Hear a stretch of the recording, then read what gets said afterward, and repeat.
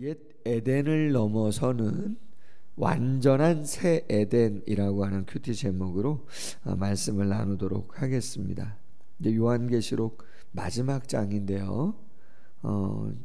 이 전에 있었던 내용들을 짤막하게 한번 요약을 해보면 예수님의 재림이 있습니다.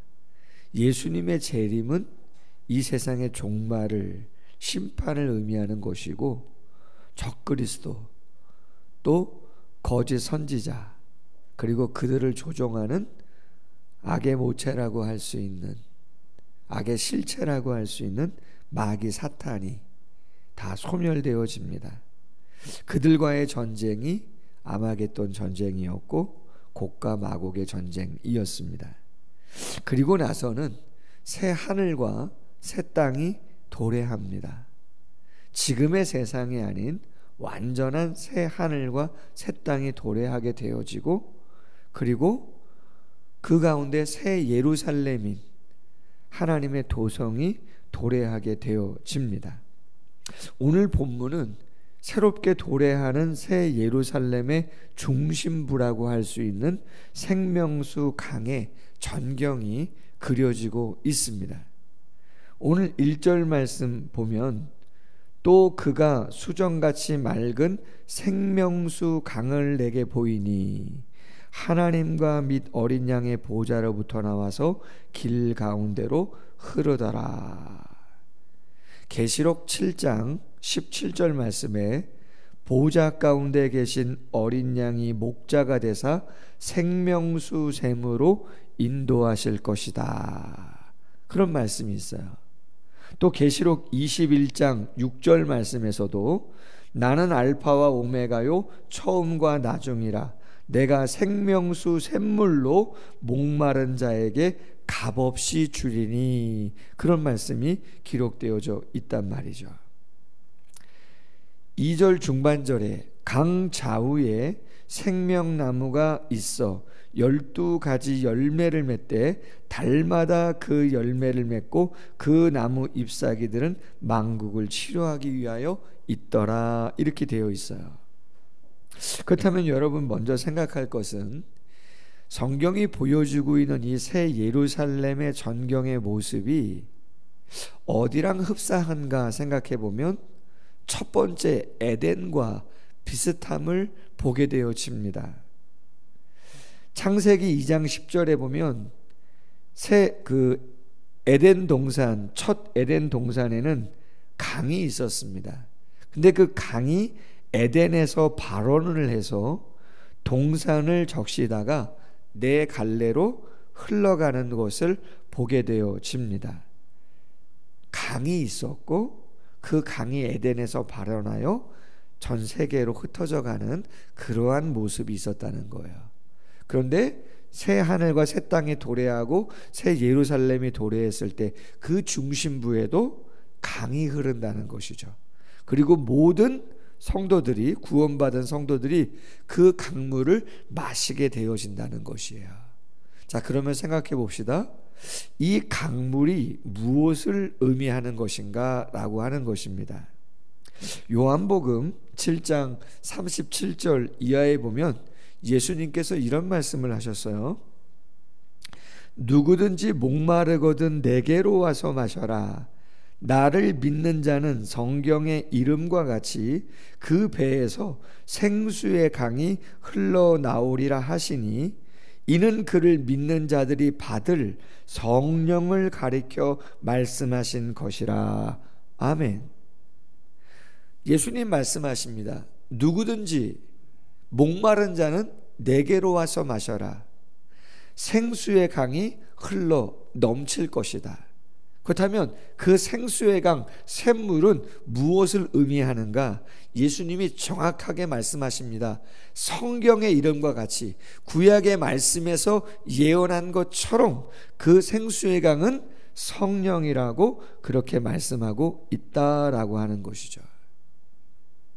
성령을 통해서 우리가 날마다 새롭게 되어진다는 거예요. 그 표현을 오늘 말씀 2절 하반절에, 중반절 이하에 생명나무가 강 좌우에 있는데 12열매를 맺고 그 나무 잎사귀들은 만국을 치료하기 위하여 있더라는 거예요. 여러분, 생명나무에 열매가 있고 그 나무의 잎사귀는 만국을 치료한다? 만국은 거룩함을 입은 천국 백성들을 이야기하는 거죠. 그럼 천국에 있는 백성들이 치료를 받는다? 어디가 다쳤나? 병들었나? 그런 의미가 아니고, 오늘 본문의 말씀은 영육의 강건함을 계속 유지할 수 있도록 끊임없이 새롭게 생명력을 공급해 주시는 성령의 역사를 표현한 것이라고 볼 수 있다는 거예요. 여러분, 이 땅에서도 예수님을 믿으면 영적으로는, 영적 신분으로는 하나님의 자녀, 천국 백성이 되는 줄로 믿습니다. 지금도 우리의 영적 신분은 하나님의 자녀입니다. 예수님을 구주로 영접하는 순간 하나님의 자녀가 되는 것이죠. 천국 백성이 되는 거예요. 그건 안 바뀌어요. 그런데 여러분, 우리의 문제가 뭡니까? 우리의 실제적인 고민이 뭐예요? 천국 백성이고 하나님의 자녀임에도 그것을 이 땅에서는 죄송하지만 완전하게 누리지를 못한다는 거예요. 우리의 시민권이 두 개가 있어요. 이 땅에서는 하나는 천국 시민권, 또 하나는 이 땅의 시민권. 한국이 됐든 미국이 됐든 호주가 됐든 시민권.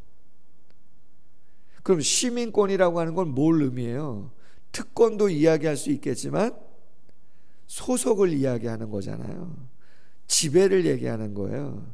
근데 그 지배가 어떨 때는 좋은 사람의 지배를 받을 수도 있지만 어떨 때는 독재자, 잘못된 선택을 하는 사람들, 더군다나 성경과 잘못된 비진리를 이야기하는 갈등이 있죠. 고민이 있죠. 심지어는 핍박도 있을 수 있습니다. 불안하단 말이죠. 우리 안에 죄가 있어요. 죄성이 남아 있어요. 완벽하게 경험할 수 없어요. 그래서 강조하는 게 뭐였어요? 성령 세례를 한 번 받지만 그 이후에는 성령의 충만을 받기 위해서 우리가 애쓰는 거잖아요. 성령은 늘 내주하고 계시지만 그 성령과 늘 사귀면서 교제해야 성령의 충만을 통해서 기쁨과 감사와 은혜를 누리는데, 그 충만하지 못할 때는 구원함을 받은 영적인 신분이 있음에도 불구하고 아쉽단 말이에요. 안타깝단 말이에요. 육체도 솔직히는 병들고 노쇠해 가고 다치고 힘들어요. 그럼 천국은 어떠냐? 이 땅에서는 불완전한 구원이잖아요. 완성은 아니잖아요. 과정 중에 있는 거잖아요. 출발은 했지만 완성은 아닌데, 그 완성은 어디서? 생명수 강이 흐르는 생수가 되시는 성령께서 그 성령의 충만함을, 완전한 변화를 변함없이 유지하실 수 있도록 우리에게 늘 완전히 공급해 주신다. 할렐루야. 여러분, 천국이 왜 천국입니까? 창세기의 1장 이하에 나오는 에덴 동산과 오늘 본문에 나오는 요한계시록 22장의 새 에덴하고 차이점이 있어요. 비슷한 전경이지만 없는 게 있습니다. 없는 게 뭘까요? 생명나무 있었습니다. 그쵸? 그거 먹을까 해서 스랍들을 통해서 접근 못하도록 했잖아요. 생명나무. 중요한 나무가 하나 있었는데, 선악을 알게 하는 나무, 그 실과, 그건 오늘 본문에 있어요, 없어요? 없어요. 마귀 사탄 있어요, 없어요? 뱀, 창세기 1, 2장에 있었잖아요. 3장에 가서 있었잖아요. 타락하게 하는. 근데 오늘 본문에는 에덴 동산, 새 에덴 동산에 있어요, 없어요? 없습니다. 새 에덴에는 없는 게 뭐냐? 선악을 알게 하는 나무의 실과와 사탄은 없어요. 무슨 말이냐? 죄악의 흔적이 없고 악의 모체는 더 이상 있을 곳이 없고 사라지게 된다는 거예요. 뿐만 아니라 오늘 3절에 보면 뭐가 없어요? 다시 저주가 없어요. 5절에 보면 또 뭐가 없어요? 밤이 없어요. 지나온 본문이지만 21장 4절 말씀에 보면, 계시록 21장 4절 말씀에 보면 뭐가 없어요? 모든 눈물이 없고 사망이 없고 애통이 없고 곡하는 게 없고 아픈 것이 없어요. 할렐루야. 완전한 회복, 재창조를 이야기하는 것이죠. 처음에 창조가 하나님 보시기에 좋았지만 인간에게 선택권을 주셔서 아름답게 하셨지만 안타깝게 실패했잖아요. 인간이 하나님보다 악을 선택하는 그 유혹에 넘어감으로 어려웠었는데, 천국은 그 악의 모체 자체가, 타락의 그 어떤 것도 존재하지 않는 곳으로 하나님이 아예 그렇게 새롭게 창조하신다는 거죠. 스가랴 14장 11절, 사람이 그 가운데 거하여 다시는 저주가 있지 아니하리니 예루살렘이 안연히 살리로다. 아멘. 저주는 모든 불의를 쫓아 나타난다고 로마서 1장에서 이야기합니다. 로마서 1장에 보면 모든 불의를 쫓아 하나님의 진노가, 하나님의 저주가 내리는 것인데, 새 예루살렘에는 그 불의 자체가 존재할 수 없도록 하나님께서 새롭게 해주신다, 그런 이야기죠. 할렐루야. 여러분, 어제 저도 깜짝 놀랐어요. 좀 몰랐습니다. 2부 예배 다 드릴 때까지 무안에서 항공사고가 있었는지 전혀 몰랐어요. 점심 식사하는데 성도님들이 웅성웅성 하시더라고요. 무슨 얘기, 왜 그러세요? 그랬더니 목사님 모르셨어요. 9시쯤에 사고가 있었다. 너무 마음이 아프더라고요, 솔직히. 어떻게 그런 일이. 뭐 기사 내용을 보니까 팔순잔치 해드리려고 일가족 9명이, 7명인가 9명이 여행 갔다 오시다가 손주가 5살짜리도 있어요. 일가족 전체가, 뭐 공무원들 뭐 7명인가 몇 명도 단체로 갔다 오다가, 사연들이 얼마나 많겠어요. 얼마나 안타깝습니까? 이 땅이 물론 행복하고 감사하고 기쁘고 잘해야죠.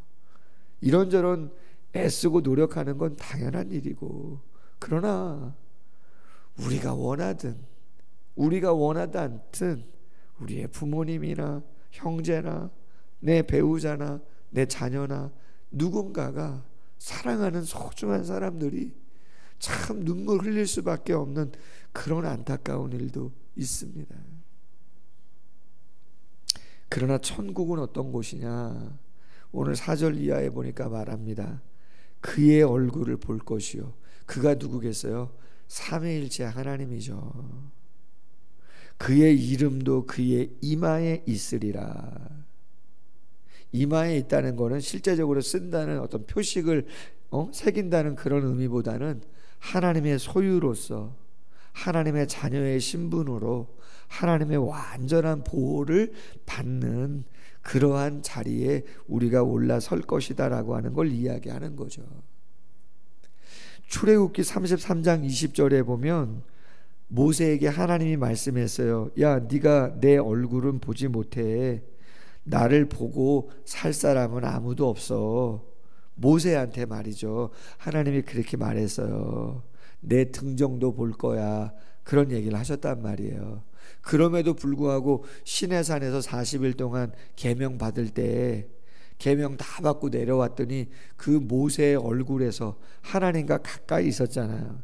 광채가 얼마나 빛을 발했는지 다른 사람들이 가리우고 말이죠. 천막에 숨어가지고 말이죠. 그 모세를 볼 수밖에 없었는데, 오늘 본문에서는 뭐라고 얘기하는 거예요? 하나님의 얼굴을 직접 우리가 목도하게 된다는 거예요. 그 말은 그 하나님의 놀라운 영광의 광채를 우리가 볼 수 있는 그러한 존재로 우리가 변할 수 있다는 거예요. 그럼 왜 못 봤냐? 그동안 죄성 때문에 그런 거죠. 우리의 연약함 때문에 그런 거잖아요. 완전한 거룩으로 우리가 회복되어서 하나님을 대면해도 괜찮을 정도로 우리가 바뀐다는 거예요. 할렐루야. 얼마나 놀라운 영광입니까? 솔직히는. 다시 방이 없겠고 등불과 햇빛이 쓸데없으니 이는 주 하나님이 그들에게 비치심이라 그들이 세세토록 왕 노릇 하리로다. 할렐루야. 이사야 60장 19절 말씀에 다시는 낮의 해가 내 빛이 되지 아니하며 달도 내게 빛을 비추지 아니할 것이요 오직 여호와가 내게 영원한 빛이 되며 내 하나님이 내 영광이 되리니. 할렐루야. 하나님이 우리의 빛이 되시고 하나님이 우리의 영광이 되어주신다. 그리고 그 천국에서 우리 모두가 왕과 같은, 할렐루야, 그러한 자유함과 영적인 권세를 누리면서 고통 없이 살아간다. 최고죠. 할렐루야. 최고입니다. 솔직히 제가 말씀을 드렸지만 스데반 집사가 최초의 순교자인데 사도행전 7장에서 돌에 맞아 죽을 때 말이에요. 그의 얼굴이 천사와 같다 그랬어요. 돌에 맞아 죽는 그리스도인들을 핍박하는 제사장의 무리가 유대인들이 스데반을 돌로 쳐 죽일 때 얼마나 고통스럽고 힘들겠어요. 그런데 성경은 표현합니다. 그가 신앙을 부인하지 않고 그의 얼굴이 천사와 같다. 그럼 왜 그랬느냐? 성경이 기록합니다. 그 앞에서 하늘이 열렸다는 거 아니에요. 스데반 집사 앞에서 영안이 열려서 천국이 열리고 하늘의 문이 열리고 천국의 하나님의 보좌가 그의 눈으로 목도되었다는 거 아닙니까? 가고 싶겠죠. 할렐루야. 가고 싶지 않겠어요? 얼마나 보고 싶겠어요. 육체는 극한의 고통이겠지만 본인의 눈으로 직접 그 하늘의 영광을, 그 찬란한 영광을 보니 말로만 듣던, 꿈으로 봤는지 모르지만 믿음으로 소망했던 그 천국의 모습이 바로 눈앞에 펼쳐지고 있는데, 그렇잖아요. 뛰어들어가고 싶겠죠. 넘어가고 싶겠죠. 그러니 이 땅의 사람들은 고백할 수 없는, 저들 알지 못하고 행하는 거니까 용서하시고, 할렐루야, 내 영혼 받아달라고 하는 그러한 이야기를 하지 않겠습니까? 아마 그 상황이 되면 우리 모든 성도님들 다 그렇게 고백하실 거예요. 천국은 다시 새 창조 되어집니다. 창세기 1장의 과거의 에덴 동산은 천국의 아름다운 모습으로 새 에덴으로 완전히 처음을 뛰어넘는 놀라운 모습으로 변화될 줄로 믿습니다. 그 모습이 우리에게 다가오는데 거기에는 성령께서 늘 생명수 강으로 생명수를 우리에게 공급하심으로 결핍이 없이, 부족이 없이, 그리고 죄악의 어떠한 모습들, 그러한 모체나 다른 어떤 것들은 전혀 있을 수가 없는 곳으로 바뀌어주시고, 그러므로 당연히 곡과 아픔이, 불의를 쫓아오는 저주가 있을 수가 없고 오직 하나님을 대면하면서 영광스러운 삶을 살게 될 줄로 믿습니다. 그 소망을 가지고 오늘과 또 우리의 삶을 감당하는 모두가 되기를 주님의 이름으로 소원합니다. 기도하겠습니다. 하나님, 이 땅의 시간이 언제 끝날지 모르지만 성경은 분명히 현실을 도피하거나 회피하라고 그렇게 얘기하지 않습니다. 힘들고 어려워도 끝까지 하나님이 우리에게 주신 사명과 가정과 또 직장과 사회와 국가와 교회 공동체, 영적인 싸움, 그 모든 것들을 주님 안에서 잘 감당하라고 이야기합니다. 그럼에도 불구하고 애쓰고 노력하지만 이 땅의 한계가 무엇인지 우리는 시간과 상황 속에서 우리의 내적인 감정과 의지와 연약함 속에서 너무나 잘 알고 있습니다.